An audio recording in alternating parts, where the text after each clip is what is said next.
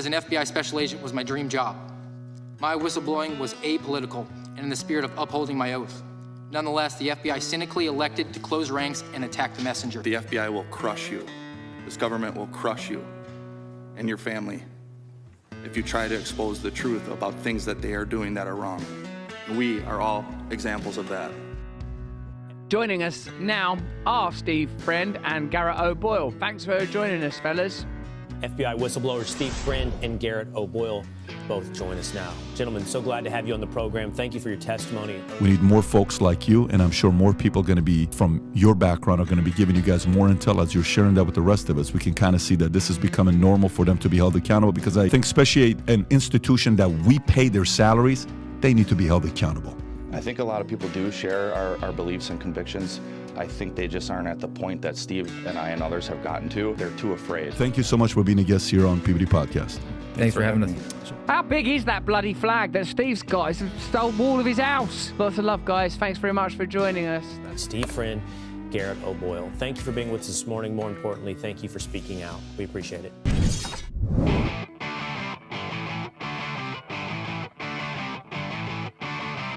You're in the information age, but facts are in short supply.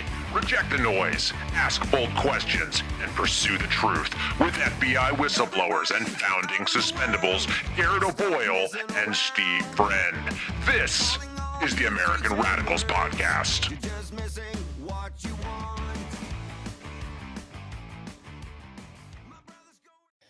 It is the American Radicals Podcast, and welcome to it. It's a brand new week. It's a Tuesday, 08:30 Eastern on the Eastern Seaboard. We thank you very much for joining us here on Rumble, where we are live streaming. The chat is live and lively as always. Appreciate you guys waiting for us to come out and share our ideas and our thoughts with you. And today will be no exception, because today the secret is out, as we're going to be dunking on one of the sister federal law enforcement agencies to our ex-girlfriend, the FBI. We're going to talk about the Secret Service, some of the failures that they've had in the last few years, and even recently, things that you might not even know about, but we'll give our perspective on those in a moment. We just want to remind you all, if you're with us on Rumble, that you do smash the thumbs up and follow the channel. If you listen to the audio format, do subscribe there on iTunes and Spotify and iHeart, so you get the automatic updates. The show comes to you Tuesday, Thursday, and Saturday, and we definitely don't want you to miss it, particularly today, because Garrett and I were laughing behind the scenes, and we'll bring him on now. The cycles are sinking here, Garrett. Laundry cycles, I mean, as we are both wearing our Night Ops Suspendables merch. Get your Suspendables merch. Give us a plug, Garrett, and then we'll get to it. The-suspendables.com. Get your merch. This shirt, though, is unavailable, at least for now. Maybe we will bring back the I forget what we called it, the Night Ops like value pack, or I don't know, something like that, where you got the hat, you got the shirt, you got the Night Op Ranger panties, or maybe we'll just put them on there all solitary and you can buy them. I don't know, but there's plenty of stuff on there. I know I was saying it like, I don't know, in the spring or maybe early summer, like, hey, I got to get through the inventory I have before I put new stuff out. That is still true. It has been very slow over the summer, which part of me, I get it. It's summertime. People are on vacation. Maybe they're not listening normally like they used to. But on top of that, the Bidenomics does not help. I mean, the yellow labeled meat we're all buying, it's kind of hard to afford a t-shirt on top of it. So, but if you can, by all means, head over there, the-suspendables.com.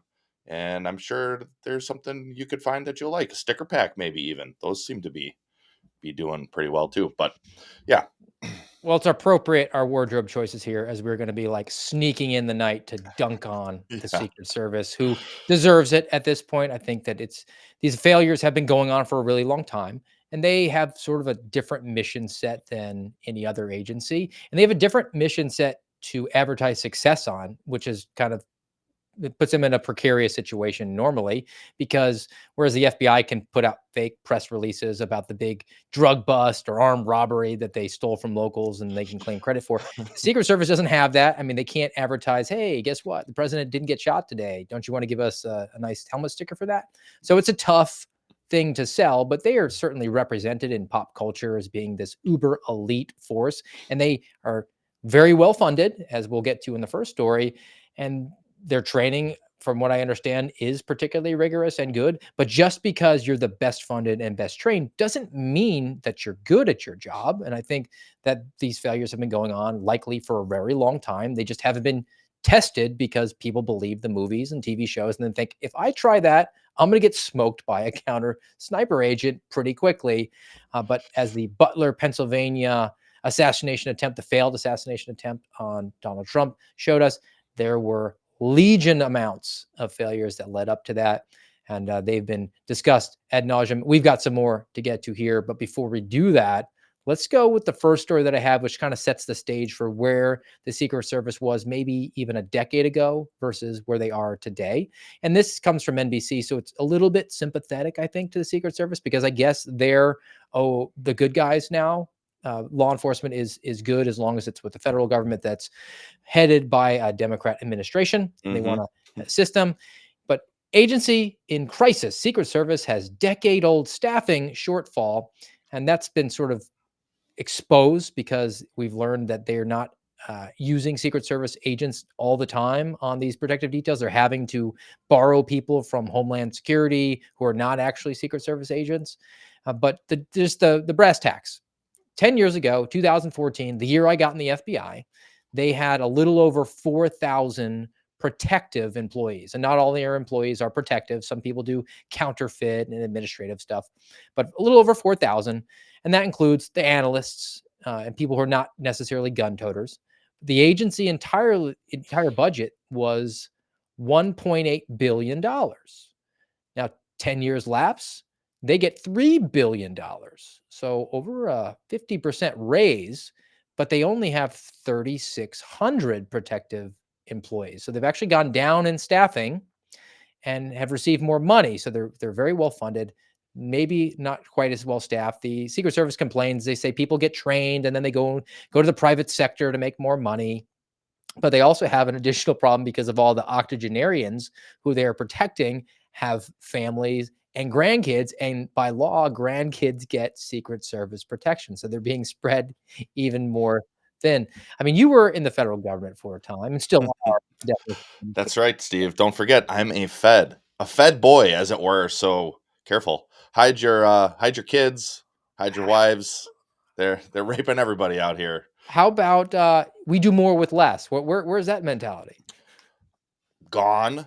I mean, I think like this is what I don't get, because I guess if you want to count my first federal service in the Army, it was always that. It was always more with less.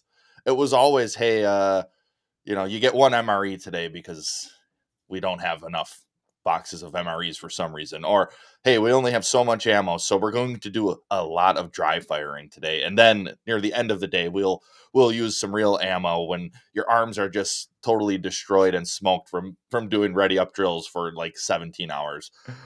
It was always that. And looking back on it, because during it was like, this sucks. This freaking sucks. Like, yeah. I think of some of these army stories I have, and during it, it's like, man, that sucked. But looking back on it, it really is what helped make you into who you are. And it was always more with less. And then, I even think at the PD, and I think my PD was relatively well funded, but you're always trying to innovate and figure out a better way, and that's good. Human ingenuity is a good thing. FBI though, man, it was always, don't spend the money until the end of the year, and then it was like drunken sailors, like then it's spend it all, because if we don't, we're not going to get it next year. But I think what this comes back to is something we talk about a lot, and it's that idea of comfort, where this decay of whether it's the Secret Service or the FBI, well, it's more than just comfort. But for the sake of this point, I'll focus on the comfort aspect of it, being that this is 10 years ago, and it was then that they were saying, hey, the hiring shortfall is already 10 years old. Well, now essentially that's a 30-year window we're looking at. And I think it's part of what happens to a society in decay. We typically just get weaker and lazier and more pathetic, and then we just point the finger and blame it on funding or staffing, or, oh, the people are leaving for greener pastures or whatever else. And it's like, Well, no, we're basically just an empire in free fall at this point. So you're not going to have strong, solid, good people in agencies like this anymore. It's not the resourcing problem, and you're right. They're going to be short on their manpower for the foreseeable future because they're behind the curve. It's not just that you can get a whole bunch of new people to get you up to snuff. It's now there's institutional knowledge that has been lost for the last Hmm. decade, and get so that there's going to be some training scars. And part of this article too, that the reason that I wanted to bring it out today is we're going to talk about a lot of these failures. Where they listed some of the ones that were in the last 10 years, not even just recent. So again, these have been going on for a really long time. These caught the news media's attention. And then the question then is, are they a one-off or are they quite regular? I think with the amount of failures that we're seeing recently because of spotlights on them, I have to think that these were not one-offs. But the quickly, 2011, gunman fired 7 rounds into Obama's primary residence at the White House. Uh, in 2012, agents admitted to engaging in misconduct with prostitutes in Colombia. That's Mm, an interesting phrasing. yeah. In 2014, a man armed with a knife jumped over a White House fence and made it actually into the East Room before he was subdued. So those were uh, 2014. So that was when they were more staffed. That was the most recent revelation here in this article.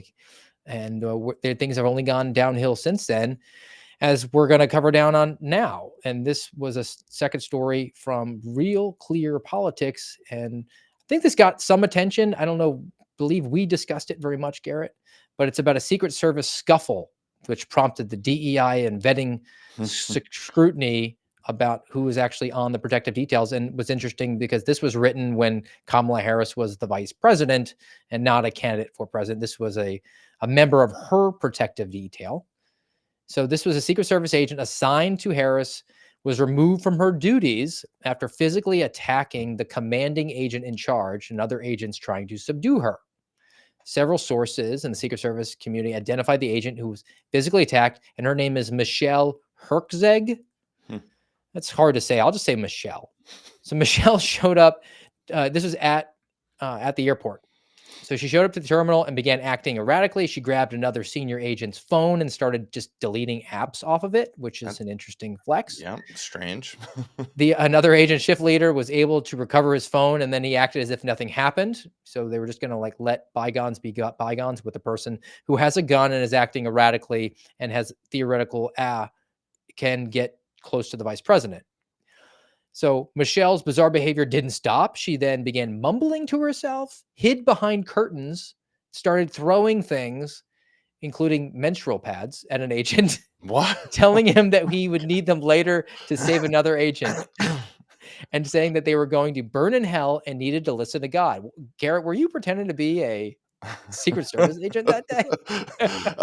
I was not, but I kind of wish I was there that day to take in all these bizarre events in real time. So to continue, Michelle, she screamed at the special agent in charge, rattling off names of female officers on the vice president's detail and claiming they would show up and help her. So she wanted to have that like Avengers Endgame moment where all the female superheroes were there, and allow her to continue working. At that point, other agents on the scene believed she was suffering some sort of mental lapse, which I think is pretty clear and evident that she was suffering. And they tried to approach her, but then she chest bumped the guy that came up to her and actually tackled him to the ground. What She had to the be heck, restrained. She had to be dude? handcuffed. What in the world is going on here? This is a person who had access to the vice president. This is crazy. This is crazy. Like I must have just glossed over this when it happened. I remember hearing about it, but I don't remember these details. This is wild. And here's a concern because but for the grace of God go I. I mean, what if you just had a mental break and from Hmm. one thing or another? I think typically you're in that age demographic where those things would have started to manifest because you're not joining the Secret Service protective detail for the vice president when you're 21 years old, right? And schizophrenia or all these other conditions, and we were both in patrol law enforcement, they start to manifest in the mid 20s, maybe latter 20s, and that sort of fits the bill for a lot of people that are getting into this form of service. So she might actually indeed have that. Maybe there was a substance issue at hand, but you would hopefully flesh those things out in the vetting process when you Right. hired them. Right. And very clear that they did not do that because Michelle actually had a history of at least being litigious and making statements that were provably false, which was exposed in the New York Post, which will take us to the next story pertaining to Michelle Herkzeg. Its title is Secret Service Officer Who Fought Colleagues While Assigned to Kamala Harris Once Sued Dallas for $1 million, and she was claiming gender bias. She worked Oh for the my Dallas gosh. Police Department. And that was in 2016. Michelle was a senior corporal with Dallas PD. She filed a claim against the city alleging that she was targeted for being a female officer and treated less favorably. And she charged that she was retaliated against for reporting sexual harassment and other wrongdoing by Dallas cops. So she might have been essentially a whistleblower. Let's take it at its Mhm. face value. Yeah, And they retaliated against her. of course. Well, Texas court dismissed it, and the court appeals denied both of her appeals in 2021 and a request for a rehearing. So over 5 years, she was fighting to have this. And this was Wow. an ongoing litigation, I would have to presume, unless she's a brand new Secret Service agent in 2024 on the vice presidential detail within 3 years. Hopefully not. This might have been litigation going on while she was in the employ of the Secret Service. I would imagine that it probably was, but I guess who knows? Because I would think that if you're going to be on a vice president's uh, detail, you probably got there because, well, man, today there's no telling. Today you get there because you did sue the Dallas PD for some type of DEI claim, but I would think that in years past it was because you worked your way there, you proved that you were good at your craft, and then you know managers in the Secret Service are like, hey, this guy or gal, they're solid, they're really good at their work. Let's elevate them to a more prominent detail where we need solid people. But here you're getting like basically just a crazy person who, I mean, look at this pattern of events. You're a cop in Dallas. You get to a point where you say, you know what, I think I'm being discriminated against, so I'm going to sue. Not one single court agrees with your claims, so it's tossed out. In the meantime, you apply federally, and probably like many people, at least in my experience, maybe yours is different, but it seems like lots of cops who want to try to up their game a little bit and go federal. Which I say up their game, that's not even necessarily true. That's The another, paycheck. yeah, that's it. Yeah, it's a misnomer that it's like, oh, federal. Yeah, I mean, there's more movies about FBI agents being awesome than is actually true. And I think that was my mentality getting into it. Like, hey, I want to go to the major leagues. Right. That's the same for me. Like as a cop, it's like, okay, well, what could I do? Is there anything I could do next? And it's like, oh, FBI is the logical next step when you're thinking about it from, without without the experiences we had at the time, right? Then you get behind the curtain and you see how the sausage is made, and you're like, whoa, wait a second, what are you putting in the grinder? No thanks. American What? citizens. Yeah, yeah, no, yeah. Oh, the Bill of Rights, right in, huh? Okay, all right, interesting. But but yeah, then you get this crazy person who probably, I would imagine, if if you have a DEI claim in a lawsuit, you have the mental, what did Elon Musk call it in his interview with Jordan Peterson, the woke Mind mind virus. virus. So you got it. You got the virus, and it's probably starting to spread and grow and infect every aspect of your brain to the point where you end up having this mental break and attacking people and taking their phones and deleting apps off of it. And I bet you somebody like that continues to believe that they are correct, that they were the ones who were being harassed and retaliated against and assaulted, when in fact she's the one who kind of lost her marbles over. Do we even know like what the nexus of it was? Nothing's been given in the aftermath of it. I think they're trying to brush it Of under the course. rug at the Of same time. course. But we'd have to get more details about the nature of the lawsuit. And I thought of a couple things about Michelle. So let's say that what happened to her legitimately did happen to her, and she tried to come forward as a whistleblower, as a victim of sexual harassment in Yeah. some way, shape, or form. You could see that causing some Oh, sort of for sure. anxiety and mental Yep. break in her, which would have necessitated maybe some counseling, maybe some medication. Maybe she kept taking that medication, and then as a result, she mixed her meds up one day and Mhm. then had a freak out moment as being a Secret Service agent protecting the vice president. So I could see that being a thing. For sure. I I get to see the rejection of the claim just being devastating, as we've you and I have learned that a lot of whistleblowers do struggle with that if they come forward with a legitimate claim and nobody believes them, and you're just sort of shouting into the ether, and you don't have a support network around you. That can be really draining on your mental faculties. Heck, it's draining when, as you and I know, when half the people do believe you, like, and it's just your agency who says, this person, they're not towing the line. But then you got lawyers and you got all sorts of other people who are like, Congress, you've got Congress who are like, yeah, we've got the receipts. But then the assistance is still lacking, or it takes so much time.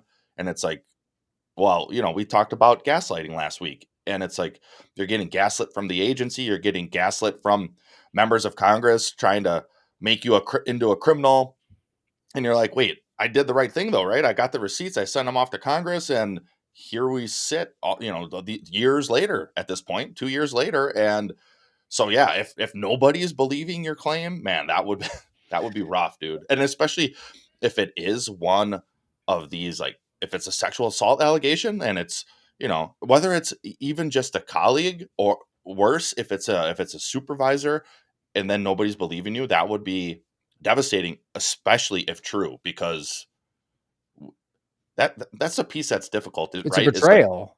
yeah, such a betrayal.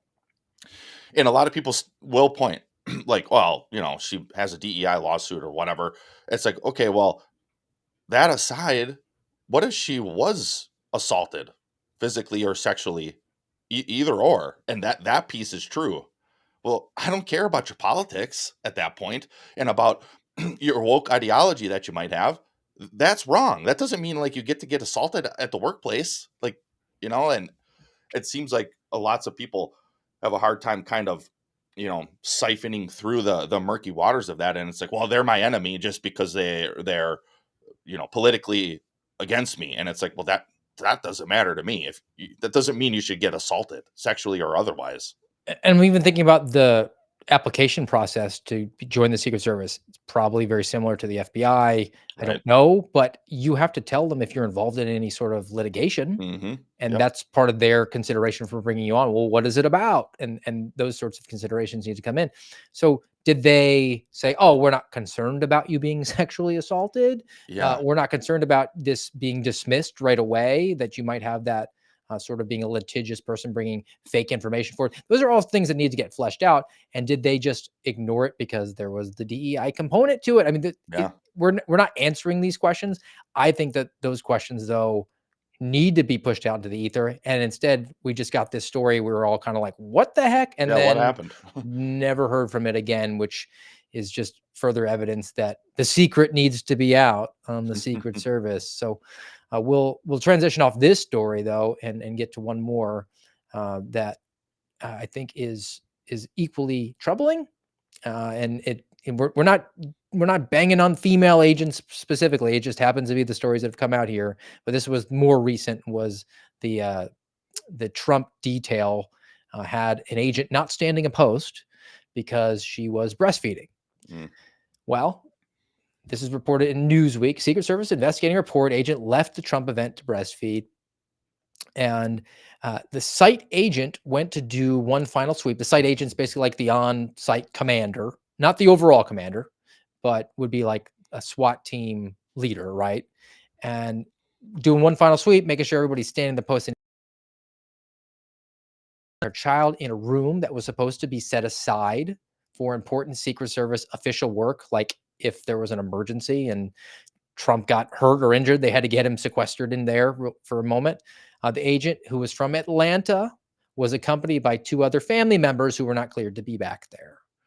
So, a couple questions about if she's in a situation where she is breastfeeding, is she capable of actually performing the job?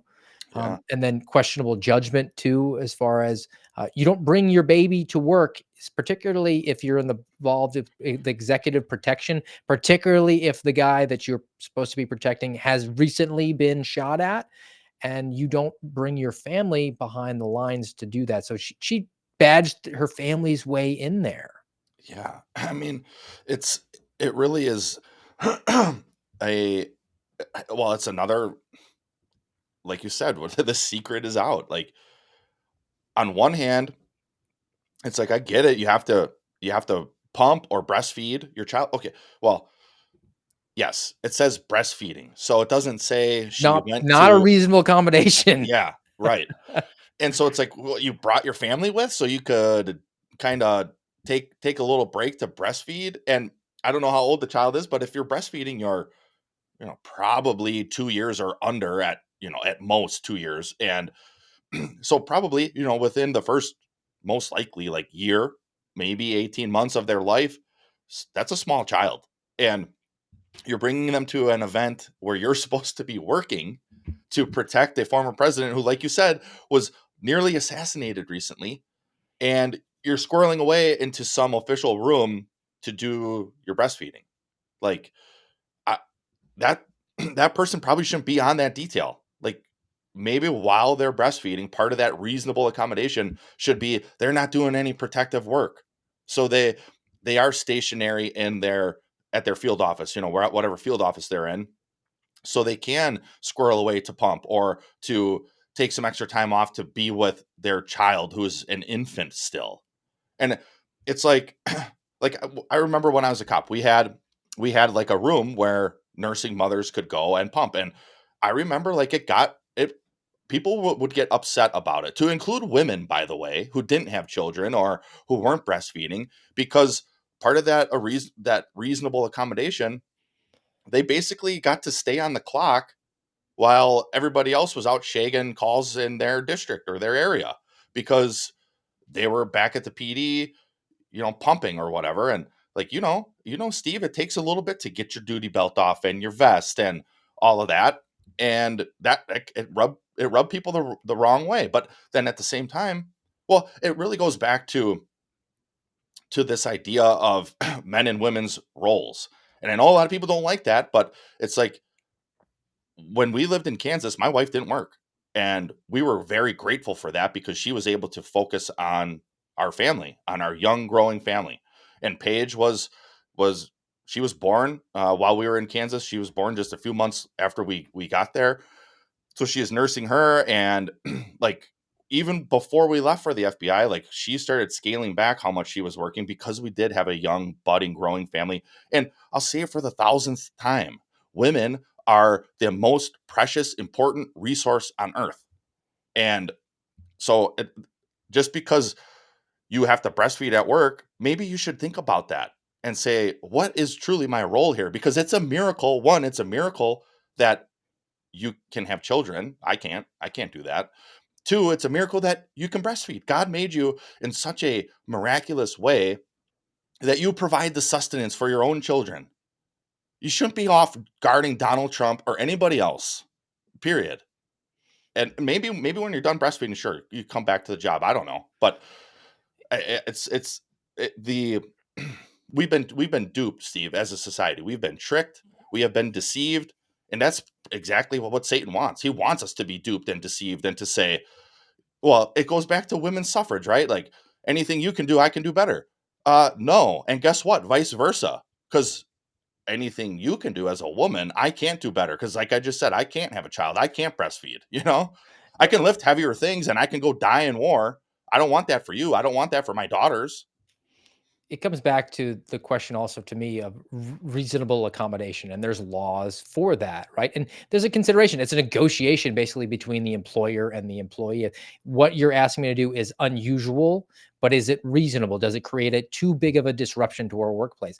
I think that a woman police officer either pumping or breastfeeding, I mean, breastfeeding should be off the table for anyone in law enforcement, just because of the dangerous aspect to it, that you're bringing that person into theoretically a more dangerous situation, a baby. But if you're doing insurance actuarial tables, and there's a daycare downstairs in the office building that your baby's in, I think that's a consideration for the employer to say, hey, look, we are a family friendly environment. We know this will make you more productive because you're not worried. We value you being here. And that's sort of the negotiation that goes on here. And then I contrast that with you and I and others like us requesting a reasonable accommodation to not put an experimental gene juice in our arms, and then getting back an email. The only email we got back: we'll consider if this is going to be a workplace Mm-hmm. disruption. Mm-hmm. And they never followed up on it, Nope. because it was just a ploy to develop the list of people who are not going to follow orders. But that was an actual part of our work experience in the latter days of being in the FBI. I definitely have to come down hard on breastfeeding when you're in executive protection. When you're supposed to be, it's the Gavin DeBecker training of like, you're supposed to be in the now. Yeah. What in the present at all moments, not thinking about what happened yesterday, not thinking about what you got planned for this weekend, not thinking about your kids.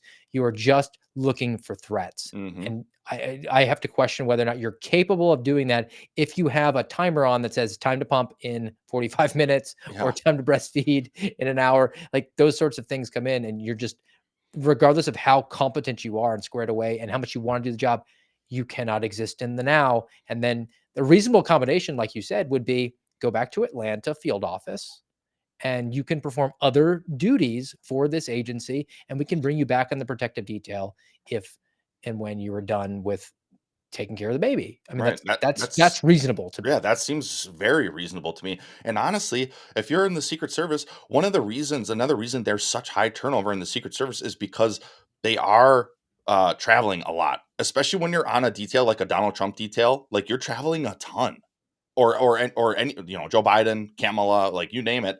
These more prominent politicians that is the mandate for the Secret Service to have the protection for. You're traveling a ton. So if you're a breastfeeding mother, new mother, or maybe she's got other kids, I don't know, but wouldn't you want to spend 18 months in Atlanta and just be rock steady, even if you're working still, even if you're going to work every day, but you can go 9 to 5, and maybe you're doing administrative duties, or maybe you're doing counterfeit stuff and you're investigating that for the time being, but you're home with your family at least, and it's like, wouldn't you want that? But then here you are on the detail. Well, like a lot of it doesn't even make sense to me. Like, why would you want that? And because I'm sure as a breastfeeding mother, she could say, hey, this is just too much of a strain on my family. There's got to be a duty I can do back at Atlanta. Like, and that would be reasonable to say, yeah, we'll put you on something else for the time being. Well, I think what we're talking about would cause a lot of toxicity on the Trump protection detail, which is what the next story is going to be. And it's a long form article. We are going to have to spend some time on it, Garrett. I gave you a little bit of it, but I saved the best, most juicy part for you, and we'll reveal it to you and the American Radicals podcast audience in a second.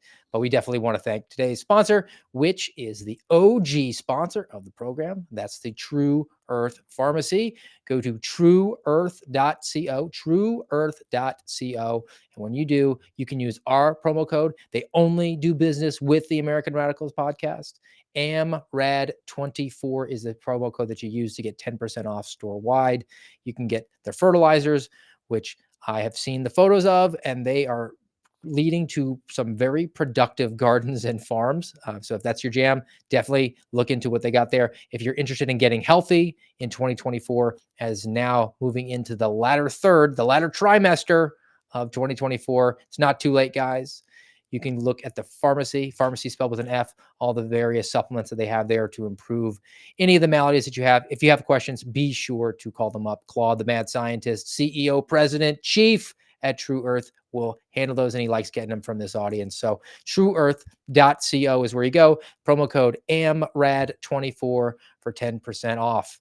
Without further ado, let's bring up this story, Garrett. It comes from Real Clear Politics, and I read through it, and I consider myself to be kind of up with the news, and there was things in here that I had never heard of before, and it made me think maybe I'm a normie. But here it is.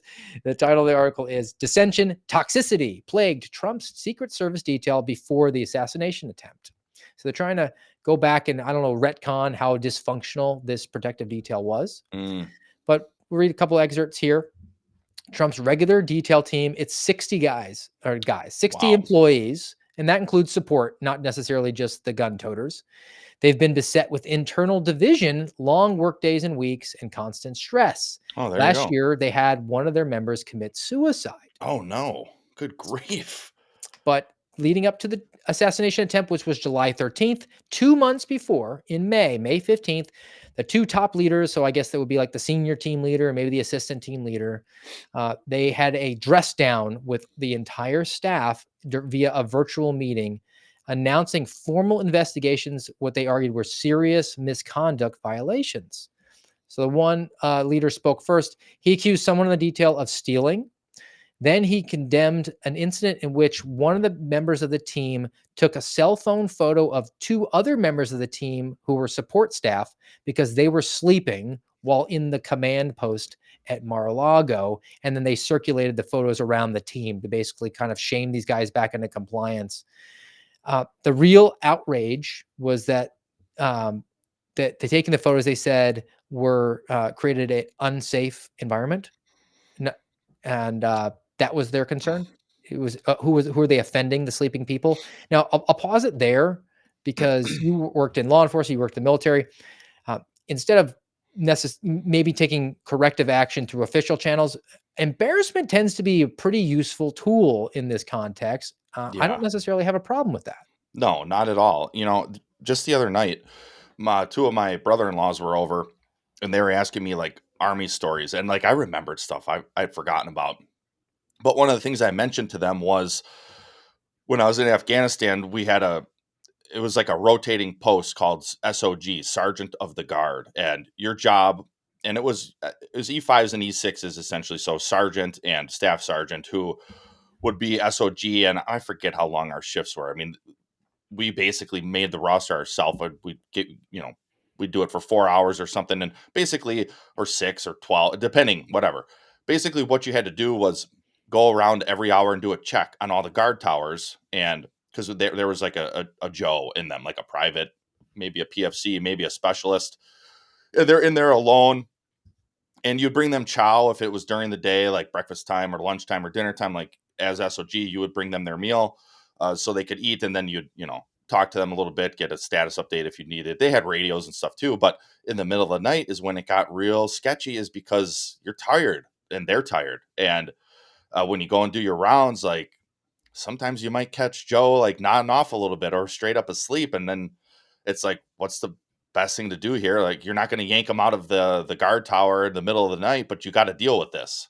And that shame, that public shame, is a good way to do it. And so, dressing them down in front of everybody, because too, you're not catching everybody every time, but more likely than not, most guys probably nodded off once or twice, over the course of that year. And so but it's your duty. Like, but you're also human. And so with these people, that's probably the middle of the night and they get busted. Both, I bet you they had a compact with each other. Like, hey, I'm going to nod off for 30 minutes, wake me up, and then, we'll switch.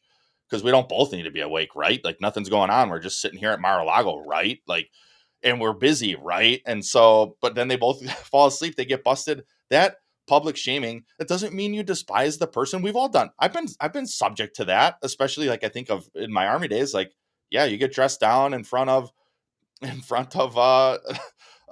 actually, great story of it. Great story. It's hilarious. I was I was dubbed old bottle by my platoon sergeant for a little while because we're like in formation and I'm like spitting Copenhagen or something and into a water bottle. And then like we have to like get into formation and I'm like, oh, what, I don't want to just throw it behind the formation. So I stick it in my sleeve and like I'm like standing at parade rest and he saw it and he dressed me down in front of the whole platoon and it was like effing old bottle, and like that kind of stuck. And it's like, yeah, good, like you're an idiot. You're a young private acting a fool, putting a chewing, a spitter in your bottle of your sleeve or in the arm of your sleeve. Like, it's funny. It's funny, and a lot of the time it is, and it can be dealt with in this manner, but then also it will lift up the unit as a whole. Like, okay, now let's move on and let's be better. And it sounds like this STL and ATL of this detail are doing the opposite of that. And it's like, what the heck? Well, they're actually doing worse than the opposite. They're actually doing some favoritism here, as this article, Real Clear Politics, tells us. The real outrage was that the individuals who fell asleep were never disciplined. Yeah, that's the One, problem. Oh, gosh. one was the daughter of a retired former Secret Service leader who remains influential. So some favoritism going on here. Yep. The site so the Butler, PA failed assassination attempt. The site agent, this is like the on-site person who's responsible, the one that was doing the rounds that caught the agent breastfeeding. Site agent responsible for Butler, PA rally is also facing internal scrutiny because she is posting videos and photos on her social media account of where she's doing her protective assignments. So operational security is a concern. She was responsible for helping to formulate the security plan that day in Butler, but this was a responsibility that was basically being circulated to different members of the team, sort of like your turn, your turn, your turn. It really wasn't based on merit. And you would think being the site event or site agent would be something that you'd want the best, most capable person to do. They weren't doing that. So she was mostly concerned with the inner perimeter. And then she joined forces with the lead agent, who, I mean, I guess the context for you and me, Garrett, for like a SWAT operation would be like we have a senior team leader of SWAT. He's on the ground and he's kind of directing us. But then back at the command post, there's the overall command post leader who's not on the ground but has overall command and control. So the lead agent had decades of experience within Secret Service, but she did not have any experience at all on a protective detail. She was coordinating the protection of a former president and candidate for president again. That fell to her to handle, um, which is wholly unacceptable. And then we're back to, I've said she, and I'm not trying to bang on the female agents, but is there a question about, hey, I need this to promote because I've never done it before. I've been here for decades. Is this, we need to say that we have a 30 by 30 initiative in full play here and the women are leading at all aspects of it? Or is this just more failures by an agency that's just regularly failing? Yeah, I mean, I wonder about that because I think of my short time in the FBI. You saw it, these type of things where it's like, oh, I need this position so I can, it'll be better for my 954, my internal resume, so I can keep promoting. And it wasn't just women who would do that type of thing, guys would do it too. And I'm sure it's like that at Secret Service, that guys are doing it too. But the onus is probably really on the type of woman, typically speaking, right now because of a 30 for 30 initiative and things of that nature. So they see that their time is now for them to seize it and try to get these roles and these positions. But it's pretty shocking that at that level you've never been in that position and don't have the requisite experience, and now you're in charge. Why is that so common, Steve? It seems to be that seems to be a very common thread in federal law enforcement because you tweet about it all the time.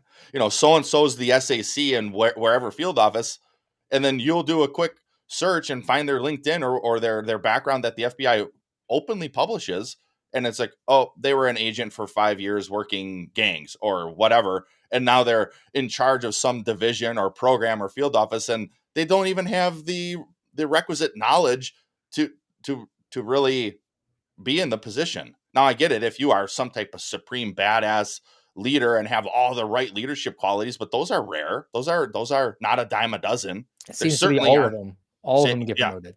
right. And this is not even unique to the FBI because here, the SAC, the special agent in charge of the Pittsburgh office for the Secret Service, is apparently really like BFFs with Rowe, who's the acting director. Well, So there you there's not go. going to be any consequences. In fact, he'll probably get a promotion because he oversaw the investigation afterwards. He'll get the credit for that, not the Hmm. failure, or not appointing a lead agent who had no experience in an investigative or in protected detail, and there'll be no consequences for that. So, more highlights on this.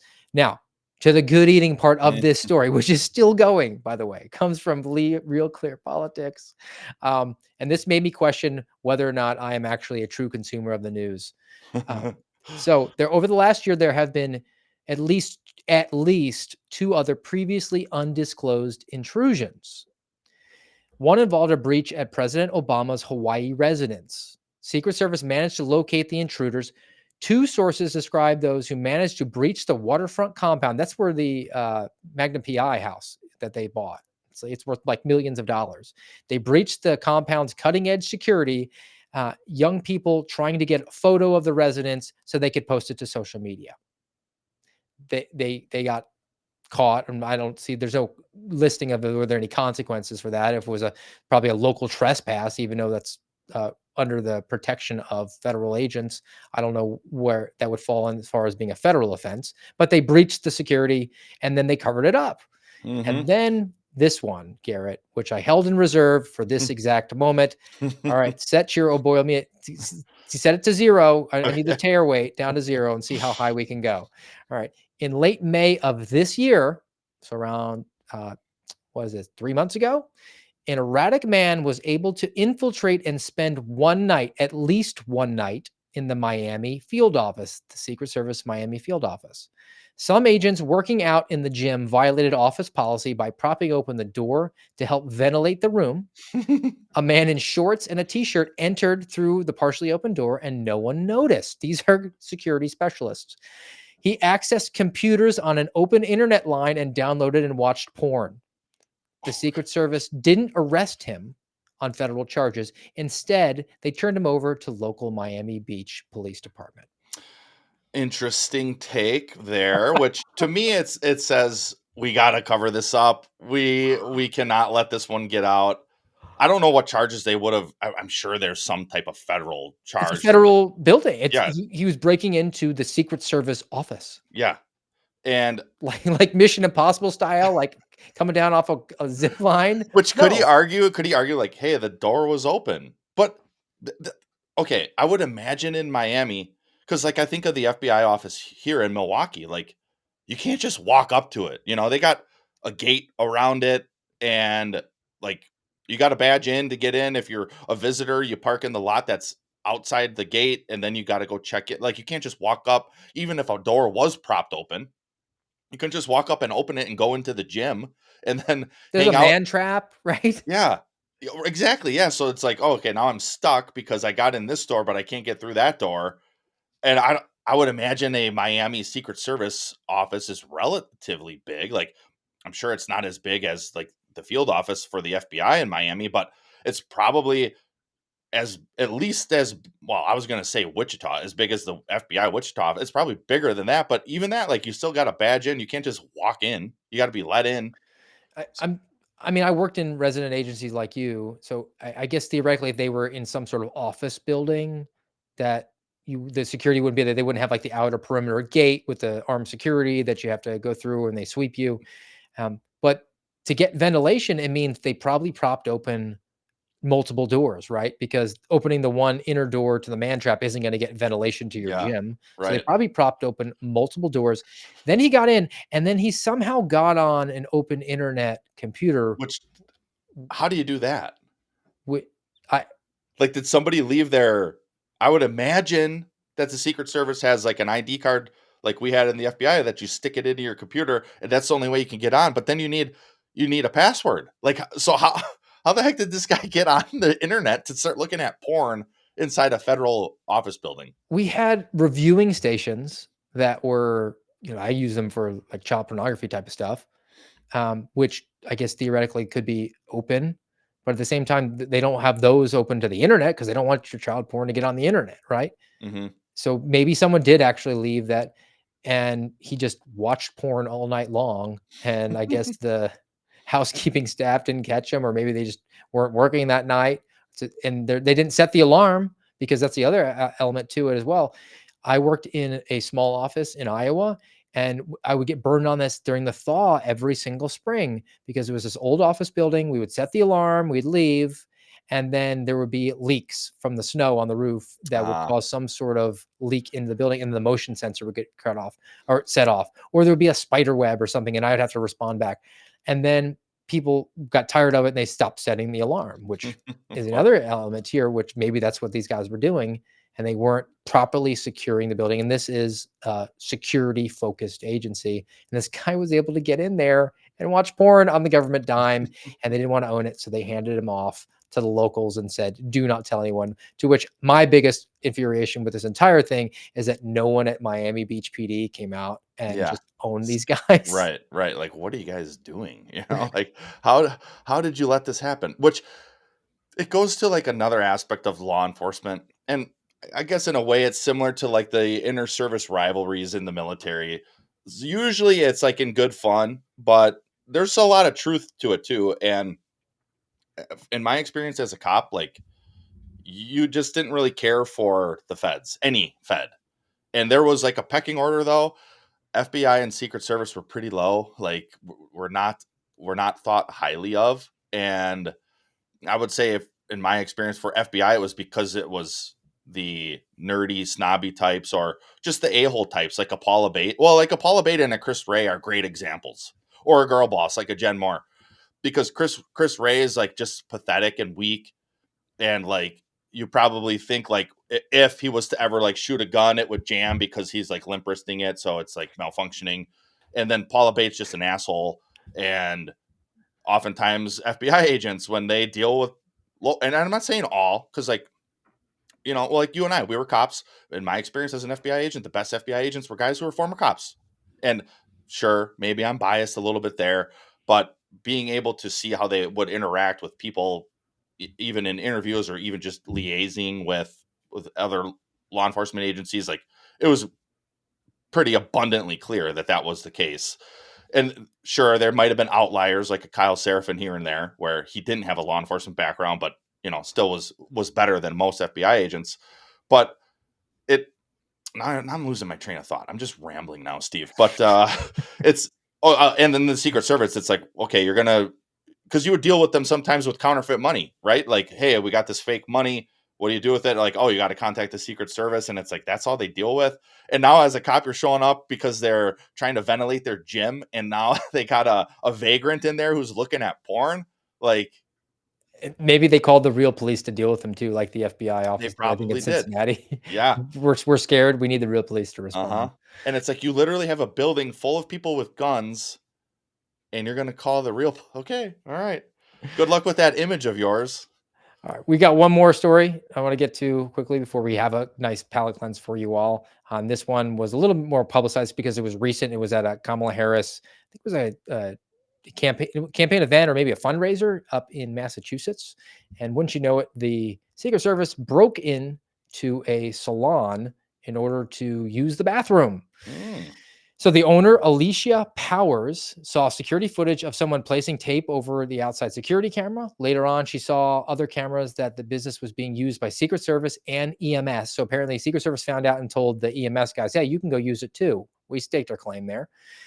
According to Alicia, there were several people in and out for about an hour and a half just using my bathroom. The alarm's going off, using my counter with no permission.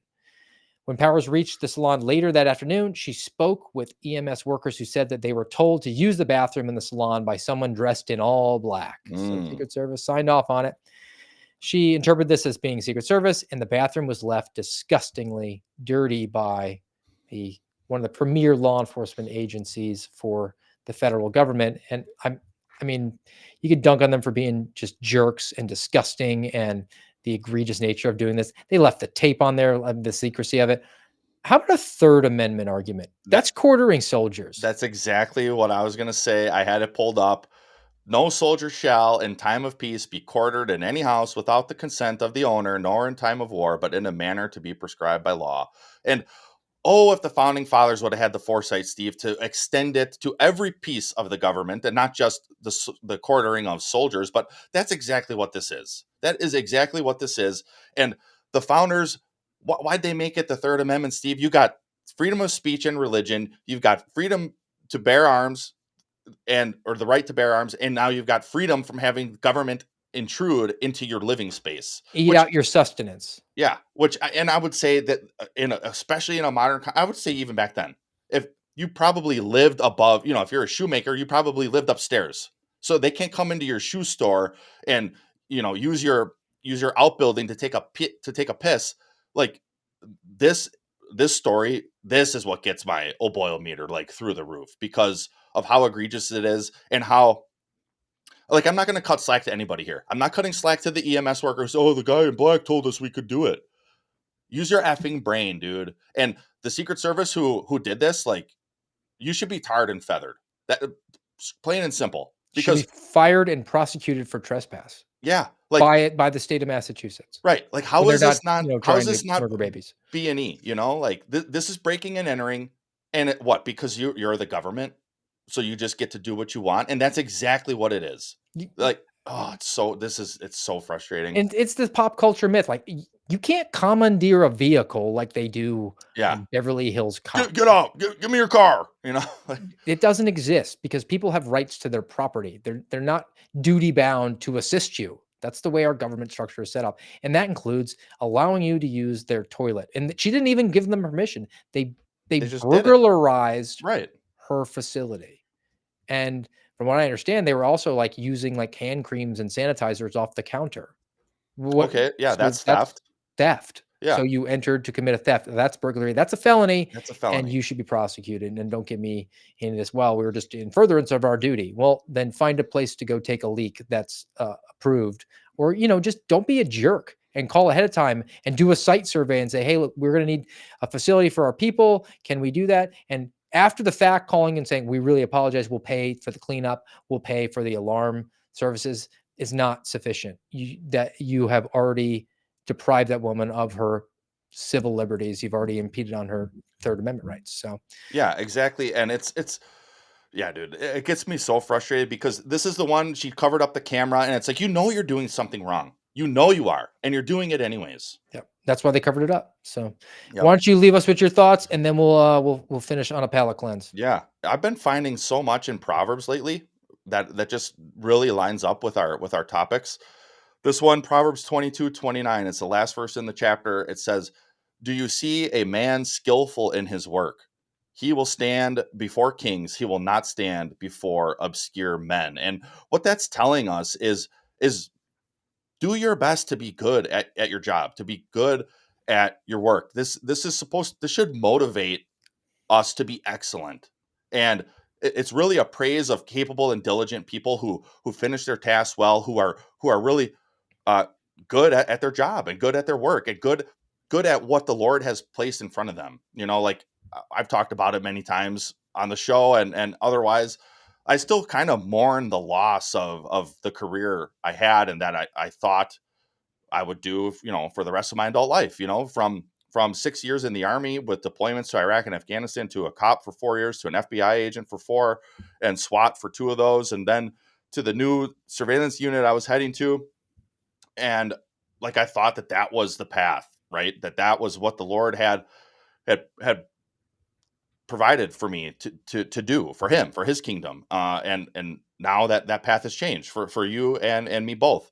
But in the overall context of the Secret Service, like, what we've covered today is people who aren't skillful in their work, and they're basically leaving a black eye on the agency, on the country, and on themselves.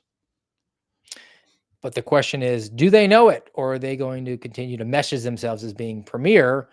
And that takes us to the palate cleanse today about what the Secret Service really wants to tell you that happened in Butler, Pennsylvania.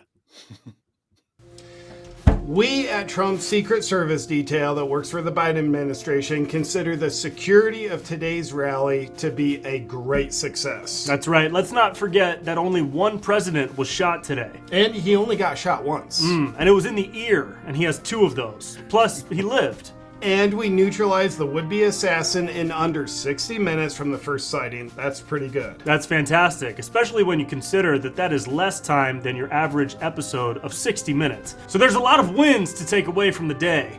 And we'd also like to thank the director of the U.S. Secret Service for her initiatives in hiring a diverse team of agents with a diverse range of abilities, good and bad, when it comes to protecting a former president from being murdered. There's not many organizations that are willing to hire people like us for jobs that involve guns and keeping presidents alive. So for our work today, you're welcome. You're in good hands, America. Now, if you'll excuse us, we've got to go eat mayonnaise out of jars because we think it's peanut butter. You have any more? Was it there? JP Sears is always classic. Yep. And that is your United States Secret Service, ladies and gentlemen. Probably more accurate than we both would prefer. So that's going to do it for us today, guys. Thank you again for joining us on Rumble. Rumble.com/AmRadPod is where you can always find us on Tuesday and Thursday at 0830, at noontime on Saturday. Reminder, you do smash the thumbs up and follow the channel and subscribe if you listen to the audio format. We'll be back with you Thursday, 08:30. Until then, guys, have a great day.